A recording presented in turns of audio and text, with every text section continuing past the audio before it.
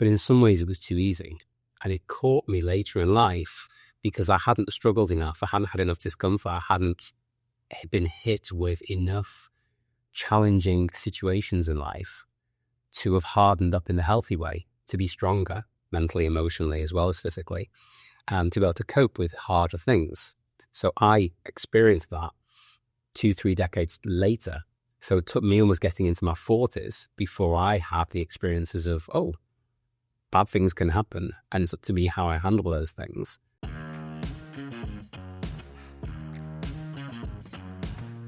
My guest today is someone who I met last year and I've become really good friends with. Daniel Brown is a self-described health guru, real estate developer, husband, father, grandpa, personal development geek, and philosopher. I had to put the period there because otherwise it's self-described real estate developer, which isn't necessarily true. He wasn't born in the United States, but he got here as fast as he could. His obituary will say he helped people get closer to their true potential and help the world become healthier and more peaceful. Oh, and he has this wonderful British accent that I keep telling him he should harness and use in marketing because I think it could go really far. Daniel, we've got a lot to talk about, so let's dive in. Yeah, it's a lie. So to American people, I sound like Downton Abbey, but in my head, and to English people, I've got an awful accent. But I'll take it. I'll take the feedback. And you have an awful accent. Where's that come from? Well, it's just me being very northern English. But we hear those little nuances that you guys don't. So you keep hearing Downton Abbey when I speak, and really fine with. It's kind of like if I grew up in Illinois, and so when I moved here to Texas, I got made fun of for many, many years. But now when I go back to Illinois, people make fun of my yags. Yeah, I have mastered the use of y'all. So congratulations. Oh, well, thank you. Well, you have an interesting background in the jewelry business. Tell me about that. So I went into my family business. I was the fourth generation to go into a business that began in 1919, chain of jewelry stores. And to me, it was always very simple. Like kids at school, what do you want to be? I want to be an astronaut or a fireman. And my answer was, I want to be a jeweler, because my dad was, and it was just that simple. I wanted to be like him. So that's all we was going to do. And at 19, that's what I did. So I went into that business when we were some 30 stores. I was there for nearly 2 decades, grew it to 66 stores and a big web presence and so on, which was an amazing experience. But it wasn't going to be me forever. So in 2013, I sold my share within that to who knows what at that particular time. What was that like growing up in a family? You said fourth generation. See, that's different from most of our entrepreneurs, and that's part of your interesting story. Most entrepreneurs, at least in the United States, are self-starting. They're first generation wealth. So what was that like? What was your childhood like? What were the things that maybe you had that some of your friends didn't?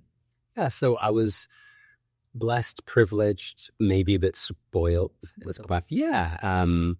wasn't like we were that's the crazy rich family or whatever, but we had nice things and we had security.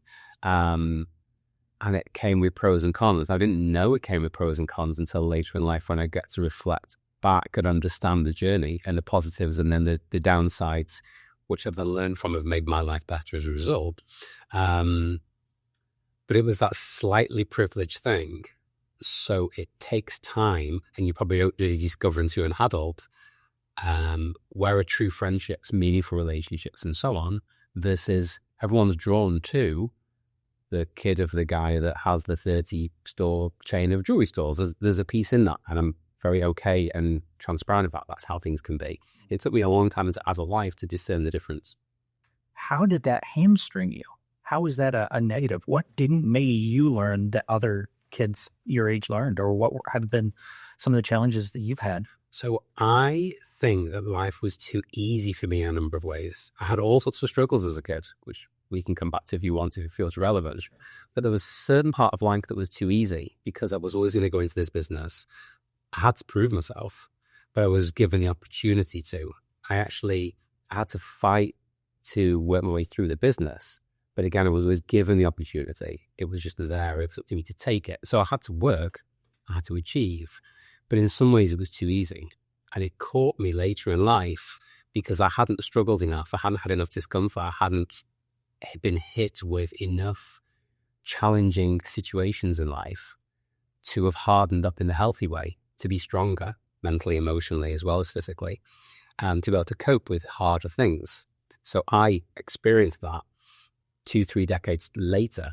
So it took me almost getting into my 40s before I had the experiences of, oh, bad things can happen. And it's up to me how I handle those things. And I have to almost go through them and struggle to build the scar and the resilience and the learnings to become a better version of me. So I've now become the self-starter entrepreneur who is resilient and can adapt and everything else, just 30 years later than most people would. Can you give me an example of something that you had to struggle with that maybe other people didn't? Well, a really big one, and this I'm now particularly going to talk to anybody who is a parent or becomes one who is in a good financial position. Money came too easily. Now, I was good at what I did. There was not the silver spoon in the sense of I just had money. Like I said, I had to work. But I played my part in really improving the business, making the business even more successful, and earned really good money. It was too easy. So the money came up, we spent and have fun. It was great and so on. And then until it didn't. And when I left to go do my own thing, the first years of doing my own thing were very, very expensive. Let's say the most expensive college I could have gone to. And I've been through some of those times of, whoa, where's it all gone? Where's all the money gone? And I hadn't learned and I hadn't built that resilience. And of course, there's always a risk for, as you say, so many people either come to this country or they become an entrepreneur and they take a first step to maybe break a pattern of running at a lower level of income and so on. They're the ones to break it. The question is what happens to their kids, the next generation, and can it spin the other way because of privilege and life's too easy and so on. So I'm really aware of that. Gain that for myself now, and now my job is to make sure that our kids also learn that resilience and that we don't make their lives too easy. So how are you approaching that? Complete open transparency. I'm a big fan of that. So we'll have those conversations. My wife Mel and I will have that conversation around how do we share with X, whichever of the kids. There's 5 of them, so they to think about. And how do we share this kind of thinking, that kind of thinking with one of the kids? And we go around in circles. And sometimes it's like, hang on, they're not 3, 4, 5 years old. They're all teenagers or adults. So just tell them what we're thinking. Hey, we don't know how to get this really important message across to you in the right way. It's really challenging as a parent. So I'm sharing that exactly that with you. Help me help you kind of. And hey, Jerry Maguire, we want to make sure that you have a wonderful life, but you know how to handle the fact that life isn't always wonderful unless you make it so. It's on you to do that. And so we have those conversations and we try and force, to some degree, discomfort. And my next tattoo, I say next, I've got a few, my next tattoo will say seek discomfort because I believe so deeply in that. And getting to grips with that principle over the last few years has been so life-changing for me. I want to see it in the mirror every day. And I'm lovingly forcing that on my children. Do you think that you missed out on some of the entrepreneurial things? Like I said before we started this whole setup is our beta test, right? So were you in the main current of the river, so to speak, without the bumps on the edges, if that makes sense? When you're starting a business, there's a lot to go through and there's a lot of bumps and stuff. And it seems to me like based on your background, 4th generation, that you had this thing that was already flowing and you just had to, nudge it a little bit versus doing all the work that gets you from 0 to 1. I'll say it's different bumps. So I definitely had bumps because, I don't know, let's just say it's 2008 and all of a sudden retail, along with everything else, is having a slightly tougher time than one would like. And there's, I don't know at that point, don't quote me, but it's 50-something stores and 800 people and so on. And all of a sudden the world's turning to language you don't want me to use. And we have to handle that. And I won't say we, I'll say you're asking about me. I handled that really, really well. And we made those changes and those pivots to a different level of responsibility. But that skill set, what it can adapt, or you can learn from it, is a different skill set than that early stage of adapting to the little bits and pieces, these cables, and is this the right table and so on, as you're trying to get this podcast quality upgraded over the first few that you do. I think it's a different skill set. So some of it I didn't learn. So what I'm really good at is once something's more up and running, I know how to scale that thing. Someone says to me, but what if you have to recruit lots of people if you grow really big and whatever it is? I'm like, cool, I know how to do that. That's easy. I've always done that. So maybe I'm useful at different stages and I had to learn the early stage, which I'm beginning to get out of them. Well, that's fascinating. I want to come back to that, but I want to close the loop on, have you structured your financial planning, trusts and wills and whatnot to protect your kids or to prescribe something so that when you pass, they have, or your money management? How did you do that? What would you say to a parent who's sitting there and like, I'm in the same situation. I came from money. I didn't have to climb. Or what advice do you have? That's a really good question. So by the way, I've been in this country 10 years. I am not a US tax structure type expert in the slightest, but just my sentiment of things is I believe that it's more than okay, right, even to share some of our financial success with your kids. I don't think there has to be this thing of the other extreme of they must suffer to the extreme, but it's how you educate them on the money along the way. So it's when they want something when they're 5 and you could give it to them, and might be deciding why it might be right to say no anyway, and when they're 10 and when they're 15 and so on. It might be the fact that, in fact, one of my kids often asks me, what would you do if you won the lottery? So I was like, okay, give me an amount, like $1 billion. Okay. We'd celebrate that night. That'd be really exciting. And then you'd go to the same school. I'd drive the same car. You would still have your chores. You would still walk Alfie the dog. You would still empty the dishwasher. When we do our shopping, we'd still be thinking about the fact that there's no way I'm paying Sprouts prices for Kerrygold at $5.99 when the Aldi one is just as good as $3.19. Why? Because it's the right thing to do. And I hope you'll permit this language when we say it anyway. Sure. And I'll say it to my kids because they're old enough now. I say, because I don't want you to turn into a dick. And that's the truth of it. And I say that to them, and I always say, I apologize for my language. It's the best way of getting the point across. To have the security and the peace to know there's $1 billion in the bank, that'd be very nice. What would we do differently? We'd probably be a bit flippant about vacations, because we can. We can get the first class cabin and the penthouse, because that's really nice to do. And I might be a bit flippant about steaks, and I'll treat myself to some over the top. There's no way you can justify it, but why not? And otherwise, it's about peace of mind and then growing businesses that positively impact on people and being able to do that more aggressively. I'm pro charity in general. I just know much more about enriching other people's lives through businesses. So that's why I imagine that's where it goes, to grow businesses that impact the world in a positive way, as opposed to just kind of giving it away. That's how I would want life to be. So I feel that was a slight tangent. I'll use your term to kind of close the loop. So with the kids, it's like, there's enough there to support you to some degree, but you have to work as well. Oh, you want to move out? Okay, how will you be able to afford to? I'm not going to give you anything for that. Now, maybe I'll help you move to some degree. Maybe we'll buy you a sofa or support you in the first 3 months while your new job is growing and you're earning more or whatever. We can piece that together. But just so you know, just because I'm sat on lots of zeros doesn't mean you are. You have to find your way. And maybe as they get older and you see how they're growing, maybe if you can then afford to say to someone, you know what, child, here's extra because I see that you value it in the right way and when you use it in the right way.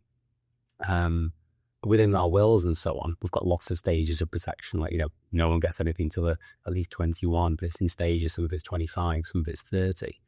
Because there's plenty of research, this is now me as the health geek, to say that our brains don't fully develop.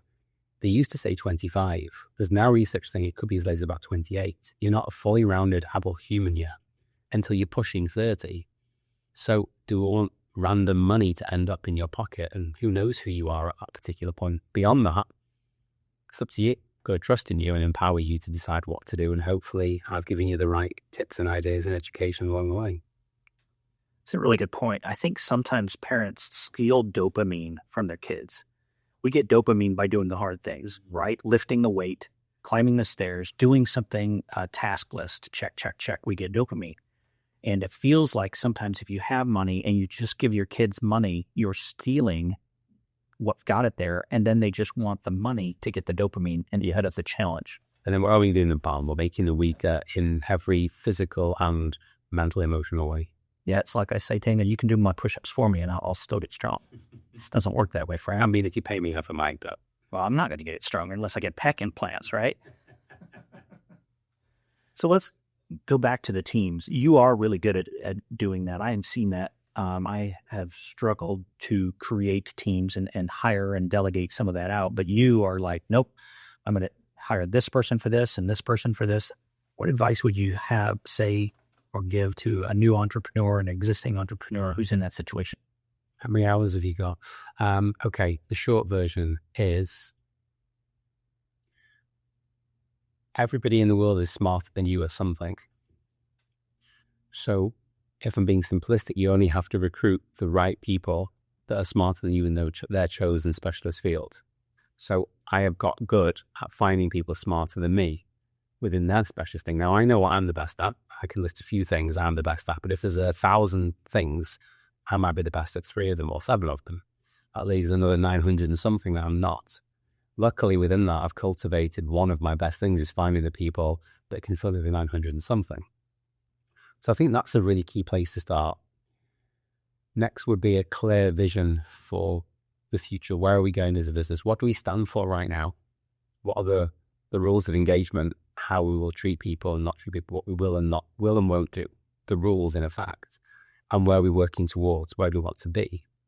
And if that's crystal clear, then ultimately it's like, okay, if you want to work here, you get paid this much to achieve this, and you have to act in the right way, a certain way. Either do that or don't. If you do, you'll probably have a wonderful time. If you don't, then go work somewhere else. And it doesn't have to be overly emotional. And then again, radical transparency with people. Just being really open and honest and no pussyfooting around stuff. That was great. Thanks so much. That was, and here's why that was great.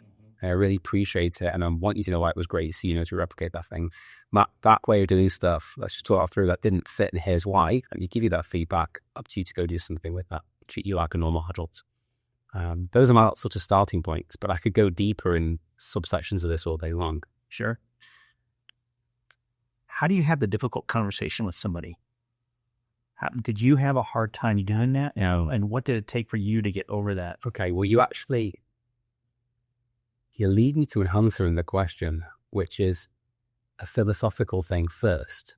And this is way bigger than just this conversation, or this is a life thing for me. Who says it's a difficult conversation? So the term that's used is difficult conversation. Now, if I believe it's going to be a difficult conversation, I will unconsciously act in a way that will increase the chance that the conversation is difficult. So the philosophy of this is, there are no facts, there's no reality, it's just our perception of things. But what our brains do is try and give us what we believe to be true, because our brains can't cope with an imbalance. So can I go off a little tangent here? Yeah. A good friend of mine taught me this stuff over 20 years ago. Our brains are looking for something called Gestalt, which is a German word that's used for balance in this context. So the example he used to give would be I think it was his uncle, who was the I always lose my glasses guy. Of course, he always loses his glasses. To the extreme extent where one day he spends 2 hours walking around the house looking for them until his wife says, they're on your face. He's not stupid, he's an intelligent human, he understands life, but he has told his unconscious over and over and over that I always lose my glasses. And his brain says, oh, that's fine then, no problem. Let's act accordingly. Because if you don't lose your glasses or you find them too easily, that will create an imbalance. You will not have Gestalt. And my primary job as your unconscious is just to keep you in this relaxed, passive state. So it needs to be true. So you can't even feel them on your face. Okay, so that tangent brings me back to the difficult conversation. Why is it difficult? I think it's difficult because everyone else tells you it's difficult. You believe that to be true. We get stuck in that situation. And I'm back to just transparency and kindness. In our old business back in the UK, we had a lot of phrase which was tell the total truth faster. So just get on and tell people stuff and be completely transparent. Now, then somebody say, oh, so I can tell someone they're ugly, can I? Well, no, because you're doing it with kindness and love. Let's assume that you're a basically nice human being and that everybody else is a nice human being. So how would you treat them? So you can still be kind. But just tell people, just share it. I don't believe in the praise sandwich, and I just believe today something great happens. We're going to talk that through. And then the next day something that needs to change happens. Let's just talk that through. And if you're doing 9 great things and one thing needs to improve every day, then I should be giving you feedback in that ratio. And if I am, you're probably going to receive the one very well because you respect the fact that you get the 9 as well. Now, if you don't, then it's on me, maybe as your leadership support, whatever else it might be, to have that conversation. Hey, I've noticed that anytime I give you feedback that's on the more developmental side, it often goes into a resistant conversation and we battle and everything else. Now, maybe it's something I'm doing. Please share. I want to learn from you. Or it might be something on your side of how you're choosing to receive it. Let's have a conversation about that. And that can get you there as well. Yes, that's really good. I think there's a book called Crucial Conversations. Right. And maybe in reframing it from difficult to a crucial conversation or just giving feedback. Yeah. And crucial is nice because if you've done something really well, that's crucial too. I give you that feedback. So I like that. I could jump on good. That's good. I look at getting feedback as I care enough about you to help make you a better person. Yeah. And hopefully you're receptive, but they're not always. Sure. If I don't care about you, I'm not going to share the feedback. You can continue to make those mistakes and bump up against the wall until you figure it out. But yeah, I may not be the one to change that. So you have a backstory of some health issues. Would you like to go into that? Sure. I discovered the desire for health, let's say at probably 19. I joined the gym with my friends because my friends had joined the gym, so I joined the gym. It just seemed like a good idea. I wasn't healthy as a kid. Struggled with always being a little bit overweight and stuff that went with that. And I quite like the idea of maybe building some muscle and hanging around with girls in gym gear, and all of that was very appealing at 19. And a couple of months in, I was quite enjoying it and just thought, why am I going out every weekend though and getting drunk and eating kebabs and all the things that goes with it? And I just stopped. And I went on a journey of getting fitter and healthier. But for 20 years, it's like a roller coaster.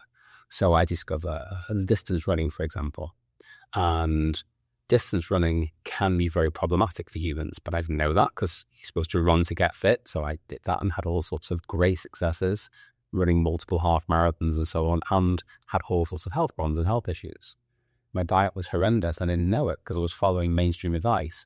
If you're running a long way, you carb load. So eat lots of pasta and all that other stuff. And remember that fat and meat are bad for you. So go eat those. And I wondered why I felt like crap all the time. And then I'd maybe learn something new and discover, maybe lifting weights is important. Maybe I should tweak my diet. And I just went all over the place with it. But I spent literally 20 years with my health all over the place. And then I fell into low carb eating, getting into ketosis, keto, etc. about a decade ago. Doesn't really matter why it happened. It just grabbed my attention. It looked interesting. I knew my health wasn't where it should be. And there was logic to it. It made sense to me. I started trying it. Health transformed within months. And I started researching. I was just drawn to this health world. So my research place was books and Twitter, as it was called back then. And I started to dig deep into why does it seem like I'm doing the exact opposite of what I'm supposed to do, as in what they, quotation marks, the world, doctors, whoever tells you is right for health, and yet my health's getting better. That's intriguing. Well, where does it all come from? Where does the advice around health come from? So I went down rabbit holes and I became a super geeky health researcher person just because I found a passion for it. I was intrigued. And very quickly worked out over maybe a year that the whole system in terms of health and medicine and everything else is backward, upside down, screwed, a mess. It's just horrendous and is making people's health very poor. And actually, to be blunt and to intentionally sound dramatic, but I actually believe it's killing people all day long. And it made me keep going and start digging into, well, what should health actually be and how does that actually work? And maybe I can help other people. And I started helping other people because as my health transformed, it was easy when somebody says, well, how did you do that? Or what did you do? And, well, this is my experience and here's why. But isn't that bad for you? Well, it's what I thought too, but here's where that misunderstanding came from. Here's why I believe it's the truth. Next person goes and has great success and their health improves. So I started unofficially coaching people and guiding people and helping people get healthier. And lots of people did, transform lots of people's lives. And over the next decade, that became my deepest passion. Even though it wasn't my core business actually is real estate now. It became my true passionate calling is helping people with their health. And it's all three pillars of health, because there's physical, sort of mental, emotional, and spiritual. And I nailed the physical for a long time, and yet my health still wasn't quite right. And I had some incidences where I kept ending up in hospital for some major things, or ended up with a major autoimmune disease. And that led me to question a missing link in all of that on the physical side. And my food was dialed in, and my exercise was great, and my exposure to nature and natural light was incredible, and doing all the stuff. And I looked well, and I felt well in some ways, but I kept having these big incidences. And eventually they're deep enough to say, maybe there's something else going on. Maybe it's me, as in me, my mind, my emotions, the mental impact on the physical. And without going off at the detailed tangent here, unless you choose to ask me more, cured myself of a whole bunch of bigger issues, autoimmune issues, etc., with thought and mindful practices and so on. So use my mind to fix physical things, which can sound woo-woo as hell, but I believe, prove why that's the case. And I then help multiple other people do the same.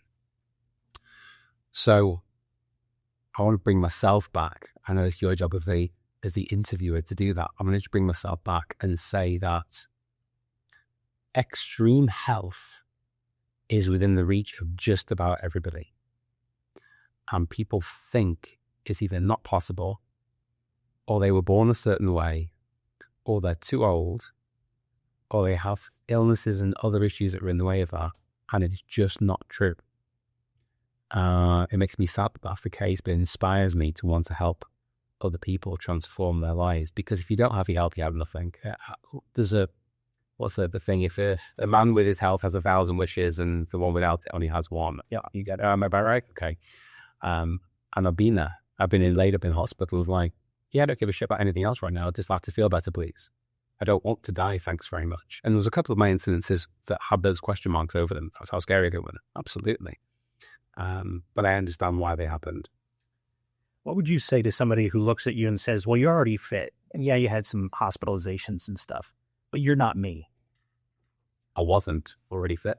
So you were not fit. You were not. I mean, gosh, in my teenage years, I had in excess of 50 nicknames around being overweight. I know that because to help me feel confident, I'd make fun of myself with my friends as a teenager, and we listed them once. We actually played and had a great laugh going, oh, with this name and that name and that. And it was made in that loving, jest kind of way that good friends can do. But it was definitely playing a part. I was always struggling with that.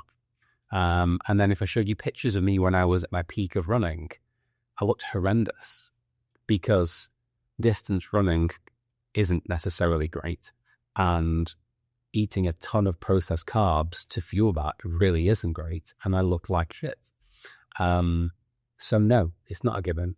And I should say to that person that says you look well or whatever else, should they thank you very much. I didn't always. Point is this, I'm nearly 49 and I am the fittest, strongest, fastest, most supple, best sleeping, leanest, every other word that you've got, best biomarkers that I've ever been my entire life. And I'm nearly 50. And my actual aim right now is to see if how many years can I keep actually saying that. So at 50, can I say it again? At 55, can I say it again? At some point, I assume, I'm hoping it's 3 digits. There's a point where I go, damn, I can't get fitter anymore. Or damn, that biomarker's found it going the wrong way. But there's nothing about aging that really says, oh, I should get more and more unhealthy because I'm 50 or 60 or 70. It's never too late. Anyone can transform. I found that if we put a dot someplace and we rotate around that, a lot of times we get really good results. And the analogy I've shared with you before is the drill, right? If you're trying to drill on metal and you take a center punch and you make a little dot, and then you can drill and you can get down in that. And so the question is, what mental mindset do you have? What do you wake up with? What do you say when you're like, I don't really feel like working out. I don't feel like walking. I don't feel like eating healthy. How do you frame that? Or what would you say to somebody who's struggling with that? Yeah, really good question. So let's just assume, we can always come back to this. Let's assume for the answer to that question that you're not doing a thing that's actually scuppering you. And let me give an example. If you I'm going to pause you for a second there, because most people don't understand what scuppering. Oh, okay. Is that a British term? Probably is. Like undermining, let's say. Is it from, do you scupper a ship? There's a scupper valve on a ship where the water runs out when it goes forward, and it's not the head of. So if you want to sink your ship so the bad guys don't get your ship, I think you open that valve for water to come in, so your ship sinks. Yes. So the thing is that water coming in when it should be going. Hey, good little side tangent. So undermining. So just as a simplistic example, if somebody says to me, oh, but I'm eating really healthy, so I don't know why I'm struggling. And then you discover that what they're eating includes foods that have like an addictive tendency to them or can maybe not make you sleep or whatever else. But, oh, well, the thing you're doing is actually scuppering you or undermining you, which means that maybe they're mentally is harder. So let's just assume that's not the case. We could always get back into that if you wanted to. For me, my motivations, and these are mine, I can't force this to somebody else, are things like, I want to feel really good today because I've felt not feeling good for many, many years previous, and I know the difference now. And maybe that's challenging until you've felt better. Maybe there's I didn't know what I could feel like. So feeling like shit feels the norm. But there's a better that feels like, oh, whoa. Now, if you taste it even the smallest bit, I've got to have more of that. So that helps me. And there's that line that people often say, which is nothing tastes as good as feeling healthy feels or being healthy feels. So that's easily in place for me. There's the identity I've created, I guess, and you have to be very careful with identity stuff because if it changes, it can make you very uncomfortable. I'll say that a friend used to see herself, her identity as a mother. And then when the kids grow up, and leave home, then they really struggle. Well, I'm not a mother in the same way anymore. Well, okay, let's talk about what identity is because actually you're you. And that's something you do and care deeply about. You be a mother and you care deeply about it and you're very good at it. It's not actually you. So having that, so I'm just cautious when I say this, but part of what I lean into quite heavily is I am a fit, healthy person. And maybe the better terminology would be I am somebody who deeply focuses on my health. And I do that because A, I want to feel good today, but B, it will influence other people. So I assume that the more I do in that field and the better I look and the better I feel and so on, there's a high chance my kids are healthy. There's a higher chance the people around me are healthy, which makes me feel good about myself because I want to have that positive impact on others. There's vanity, which I'm totally okay with because I think we have to accept our biology. We're supposed to look good and look healthy and well for basic thing of attracting the opposite sex to procreate, to still be here, etc., etc. So I think vain is a negative term, but understanding the biological evolutionary reason for vanity in the right way is okay. So lean into that. So I know that if I'm a bit more muscular and a bit leaner and a bit more tan and whatever else, I look in the mirror and I feel better about myself. That's correct in my model of the world. I actually don't think that's a bad thing. And I think there's confusion around that. And they tend to be signs that I'm probably a better physical health. The chances are higher. If you see more muscle on me, there's a good heart. There's a good chance of better health. If you actually see that I'm tanned, people might struggle with this one because come back to sunshine and so on. I am probably healthier because of it. So that plays a part. I just understand the biology behind it. And then a huge one is longevity. Not the specific of I want to be around a really long time, although I have set myself a target of living to 124 because I want to live across 3 centuries. It's actually more about feeling good whilst aging. And again, I think there's this misnomer that getting older means feeling worse. And it's not a fact, it's common, but common doesn't mean normal or correct. So just because it happens to most people doesn't mean it should or it's inevitable. And I basically want to just keep going and be the guy where they go, he's what? He's 87, he's not, whatever it is, can't believe it. And then give myself the best chance. I know I don't control it, but I can influence it, of going to sleep one day, very, very old, and just not waking up the next morning. That's how I'd like to go. So it's kind of all of that. Now, I know that other people will have those things in mind, and still at 10 o'clock at night, something kicks in and they just think, screw it, and they open the Doritos. And I don't have one answer for this. I used to have answers for this. The answer is for that person.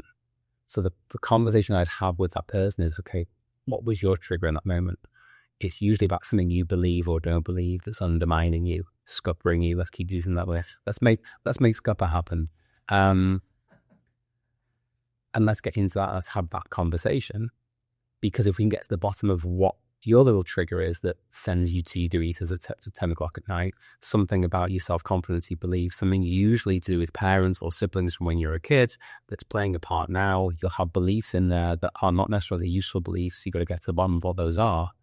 And then we can help you change how you see yourself, the world, food, health, whatever else. And then suddenly it becomes easy.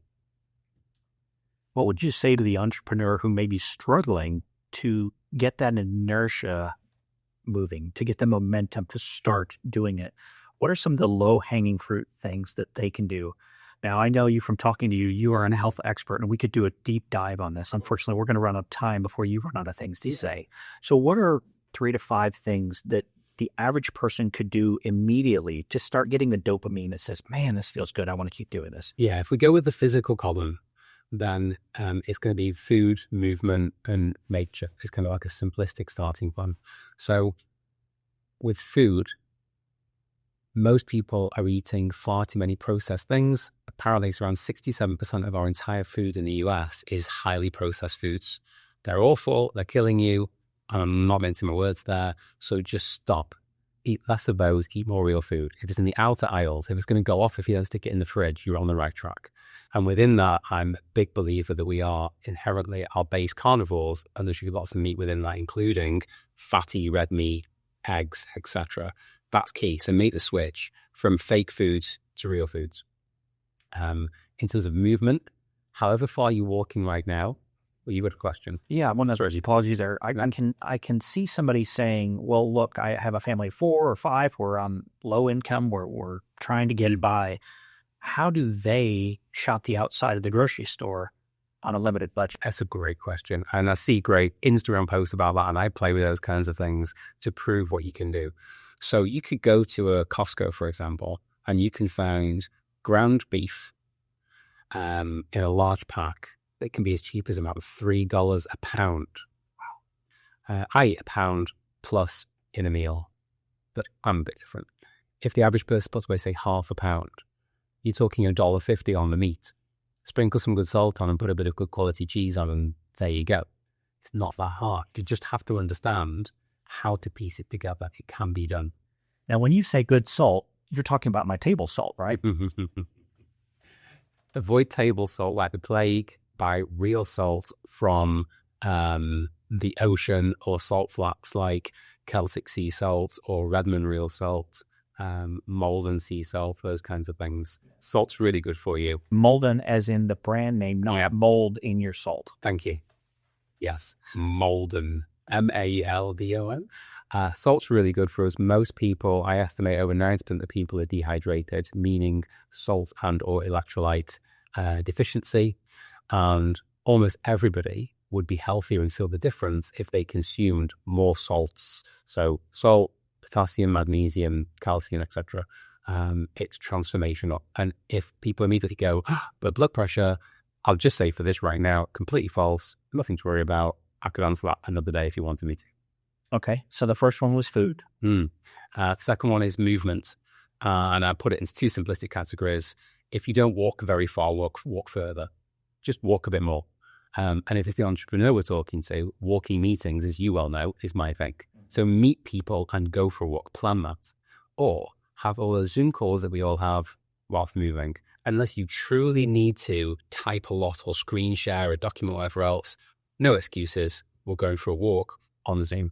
And I personally find I actually concentrate better. And the science to back it up, and again, unless you want me to go there, I'm not going to go into it right now, the science of why being out moving and in nature means I'll actually think and produce and focus better and more clearly on that Zoom. So I get thousands and thousands of steps a day in my meetings.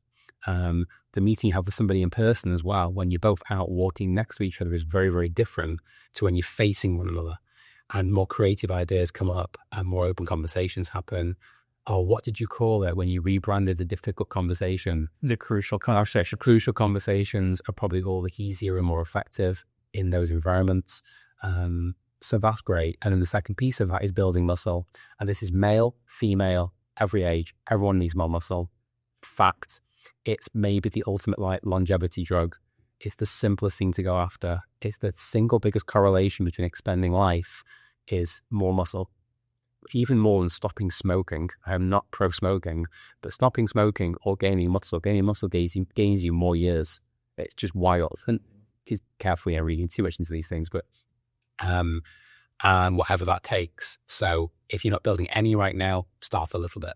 Whether it's the gym or it's bits at home or it's playing a sport, whatever else. And then the third piece is living more naturally. So sunshine's the biggest starting point. Everyone's scared of the sun, this burning fireball of evil out to get us. Or does anyone notice that there is no life in the entire universe without it? So maybe we've been misled. And again, I've got research, like piles of it, and logic pieced together and say, our life is better with the sun. I'm going to be bold and say, I believe it's very clear that the sun does not cause skin cancer whatsoever. That actually the risk of cancer, heart disease, diabetes, and every other metabolic illness goes up without sun exposure. But the artificial lights that we live in these days are horrible for our health, much worse than people realize. It might be the biggest health problem that the world is unaware of. And in a few decades' time, I was going to go, can you believe how we used to live our lives inside artificial light, what it was doing to us? So less artificial light. If you need it, use incandescent bulbs or very high quality, low flicker LEDs. Get out in the sun. Don't burn, sure. But otherwise, sun, morning, noon, afternoon, all of it. The more the better. You will live longer and better. And the other bits within the natural are grounding, be barefoot out on the ground, which sounds woo-woo again, but I've got science will show what it does to a person's brain in minutes. It's mind-blowing.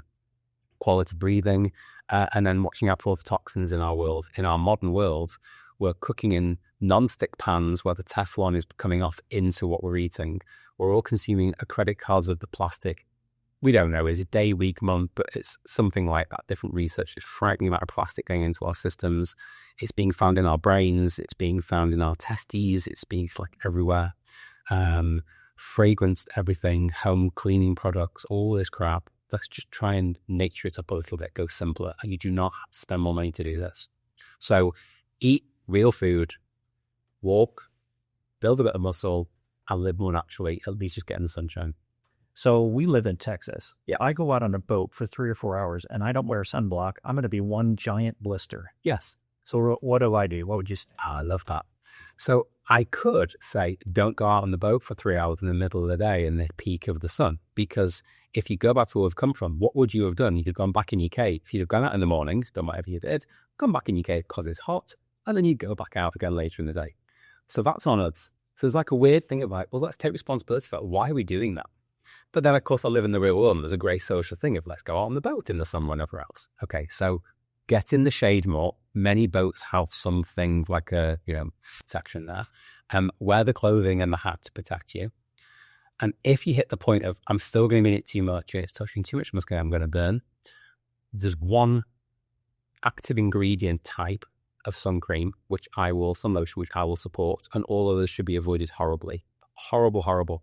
The only sun lotion it's okay to use is a mineral-based, non-nano zinc oxide. And when you look on anything, it always have the active ingredient, but the only active ingredient should be non-nano zinc oxide. And then when you read the rest of the ingredients, it should be real-world things that you can pronounce. And if they're 17 syllables, or they have weird numbers in them, no. But if it says things like olive oil and water and shea butter and natural fragrance, great, you're on the right track. Wow. Do not use any of the sunscreen. Throw it out now. I would rather, okay, this is me. This is not medical advice. I would rather burn than wear mainstream sunscreen. That's how bad I think it is. Well, I think the skin is the largest organ in the body, right? And a lot of the medications that we give our patients are actually absorbed by the skin. Yep. And so if you think about something like some of these sunscreens being rubbed all over your body and that's not going to absorb into your body, that's hazardous thinking, that dangerous thing. Yeah, and there's some bad stuff. And again, there's so much research to show it, but it doesn't fit with the mainstream narrative. Yeah. Daniel, we just have a few minutes left. Cool. We haven't talked about your real estate business. Is that something you'd like to go into? Sure. Can you kind of tell us what you're doing there? And left the old business, fell into real estate because this is what you're supposed to do. I've got some money now from my old business, so I'm supposed to have houses on site. It's kind of the methodology. Got into rentals and flipping houses, did some of it really well, did some of it really badly, lost a fortune, made lots of money. It was all over the place, as I said, but I needed to go through that because I hadn't gone through that 20, 30 years earlier. And then I actually started to work out how to do it properly. Moved to Austin 6 years ago, discovered this is a new construction town. And I actually really like new construction and designing homes, and narrowed my focus to be largely about new construction, houses, residential real estate in and around Central Texas. And now we have a full service, let's say, in spec homes, as in speculative. I'm not filthy for customer. I don't have you come to me and say, hey, Daniel, can you build me a house, please? That's not what we do. We just find bits of land and design and build great houses and then put them on the market. And if you want to come and buy one, great. If you don't, no worries, somebody else will. And so that's the speculative piece of it. But we design these homes like they're one-off custom homes. We look at each individual lot, where it's going, who the likely buyer is. My wife has an interior design company, so she takes on more of that now. I'm pretty good at this stuff, but she's just a different level. So the designs are beautiful. We build to a very high quality. We build in-house as well. So with the designer and with the GC, so we're actually the ones doing the building. Obviously, from everything I've just talked about, we're making our homes healthier. So we're bringing in more and more health elements because our homes are not good for us these days, but they can be. So we're piecing that together as we build these homes. So that's it. We buy the land, design the house, build the house, sell it. And we're doing 10 to 15 homes at a time right now. We have 2 different funds going where we're looking to bring in significant extra capital to let into 50 plus homes at a time.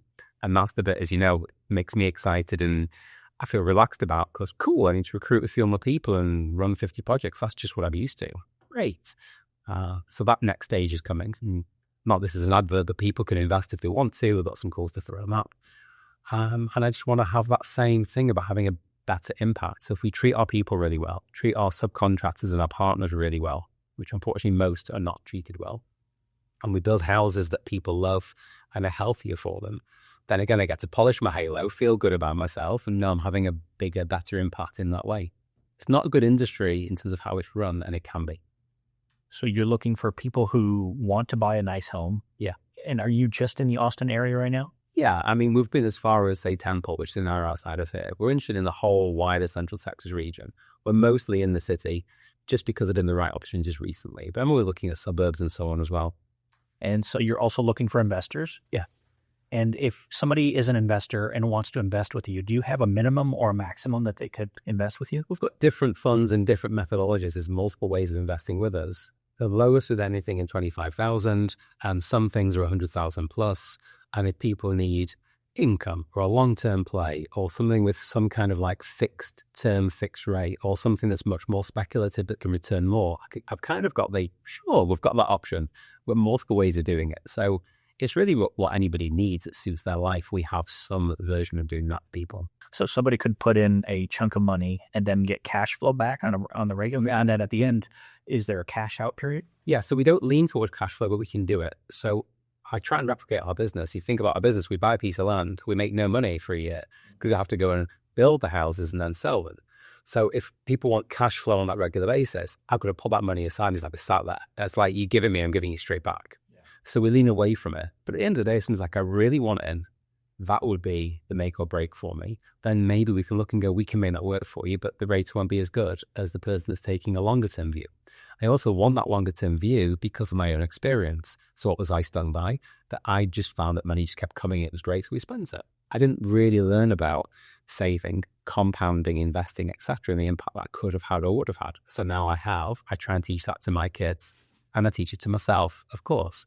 So I'd like to give that to other investors and say, it's probably better for you to not invest based on income. It's better for you to a long-term play because look at the difference. Look at what compounding does. And it's that thing of, whatever, I make up a number, but 10% a year for 7 years isn't 70%. If it's cumulative and compounding, it's actually, don't quote me, I think it's like 120. You make significantly more money if you're patient. And if we're thinking about later life, that's such an important thing. So I would rather do that for other people as well. Isn't there something, and I'm not a numbers expert, but wouldn't it actually double? There's And I don't. Yeah, it's more than double. It's more than double. Yeah. So you get your money back and then an equal. Exactly. Yeah. Okay.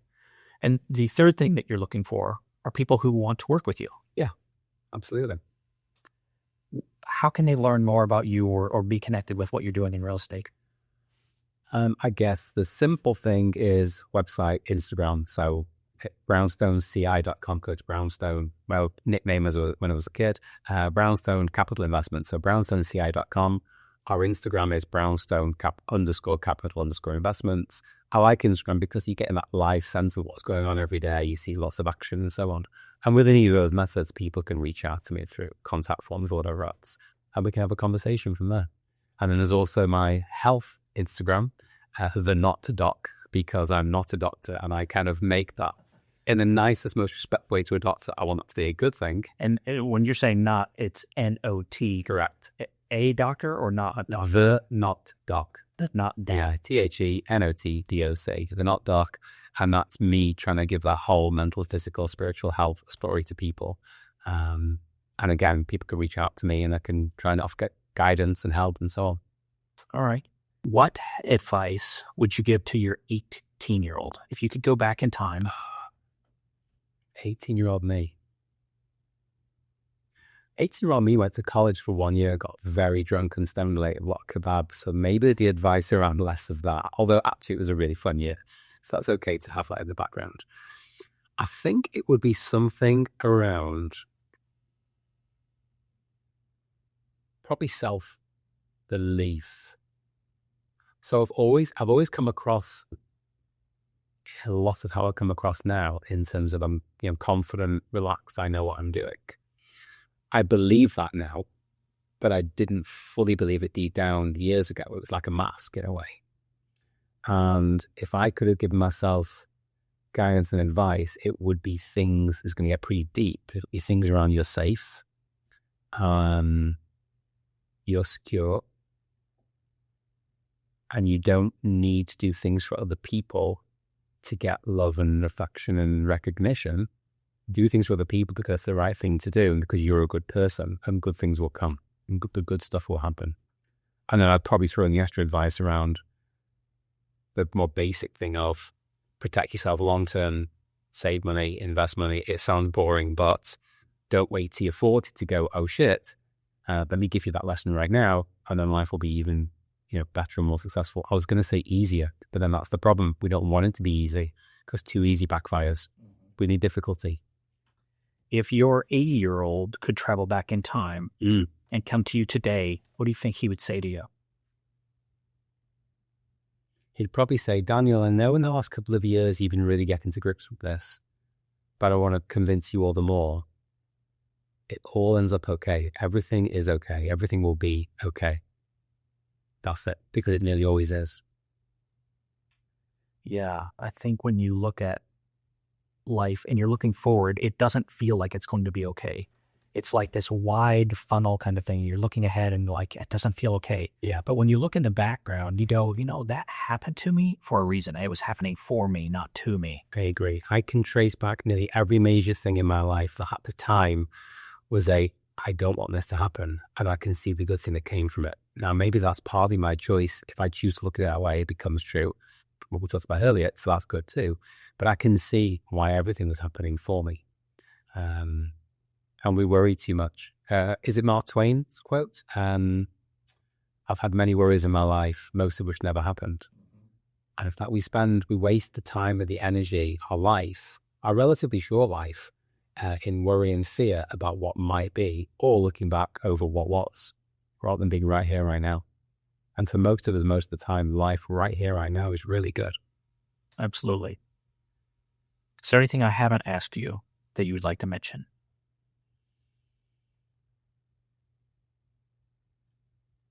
Yeah, in my heart, no. But you maybe have something. You have an audience of entrepreneurs, new entrepreneurs, existing entrepreneurs, maybe high-level folks. What would you say? Put your health first. Put you first. Be open-minded to working your ass off in your 20s because you can. Be really, really wary of doing that for the rest of your life, because that is actually not the way to have a balanced life. if you have a partner and children and so on, your reasons for doing things should change, and therefore the things you do should change. So be careful what habits you form when you are younger. Know that of all the greatest regrets of dying people, that the number one is, I wish I hadn't worked so hard. What people really mean is, I wish I'd spent more time doing other things. So work out what those other things are and make sure that they're a part of your life. You work really hard or intensely, but keep the hours balanced. The other stuff matters more.